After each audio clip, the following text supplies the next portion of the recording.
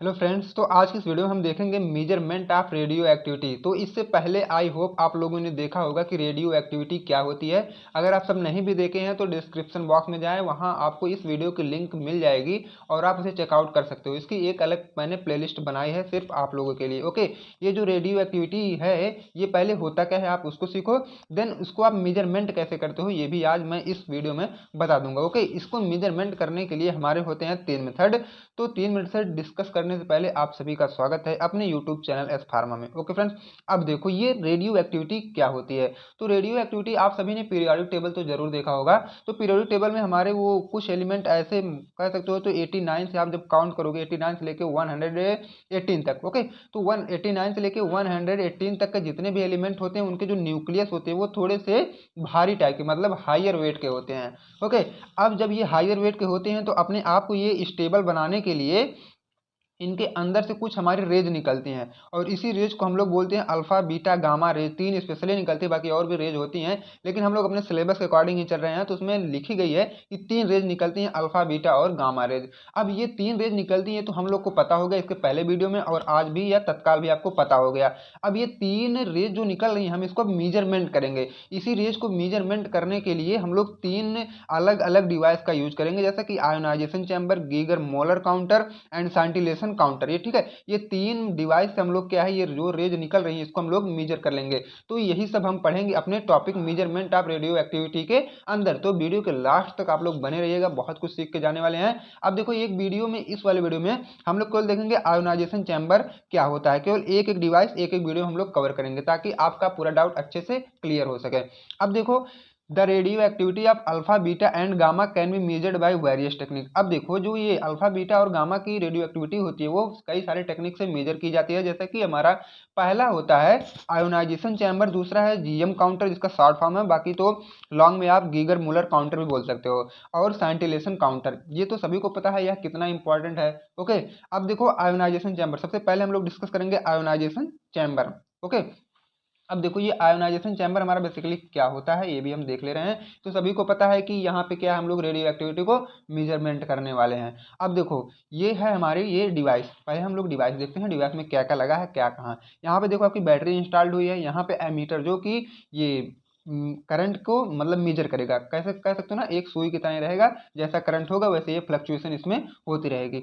और यहाँ पे देखो एनोड है एक तरफ कैथोड है, और इधर से हमारी रेडिएशन आएगी। ये पूरा जो असेंबली है ये हमारी होती है आयोनाइजेशन चैम्बर, और इधर से हम लोग एयर पास करेंगे।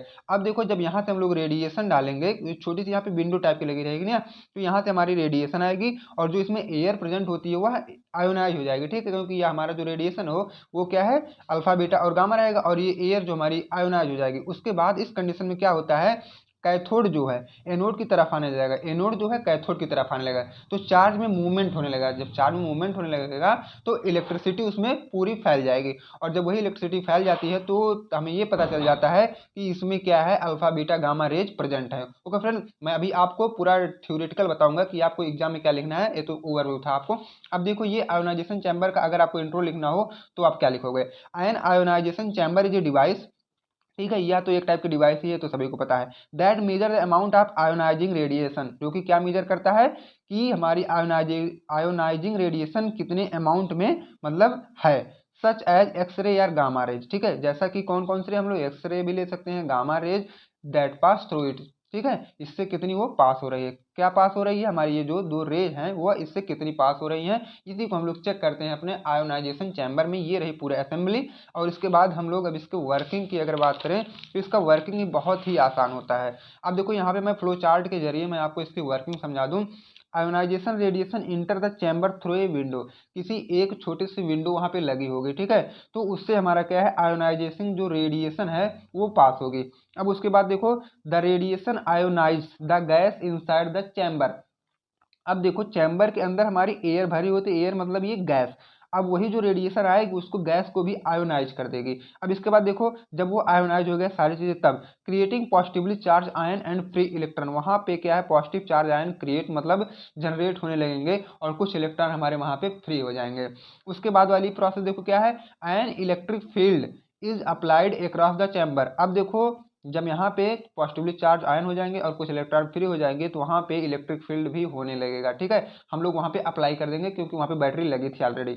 उसके बाद causing the ions and electron to move toward the positively electrode. अब देखो, जब वहाँ पे इलेक्ट्रिक फील्ड अप्लाई किया जाएगा तो उसमें जो है इलेक्ट्रोड कैथोड थे एक दूसरे की तरफ अपोजिट मतलब मूव कर लेंगे। ये प्लस है, ये माइनस है, तो प्लस वाला माइनस की तरफ जाएगा और माइनस वाला प्लस की तरफ जाएगा। ये दोनों क्या है, अपोजिट अपना मूवमेंट करने लगेंगे। ओके फ्रेंड, अब देखो जब अपोजिट मूवमेंट करने लगेंगे तो क्या होगा, the movement ions and electron create the electric current. अब जब ये अलग इधर उधर मतलब मूवमेंट करने लगेंगे तो वहाँ पे इलेक्ट्रिक करंट का क्या है, जनरेशन या कह सकते हो क्रिएट करने लगेंगे, which is measured by the device.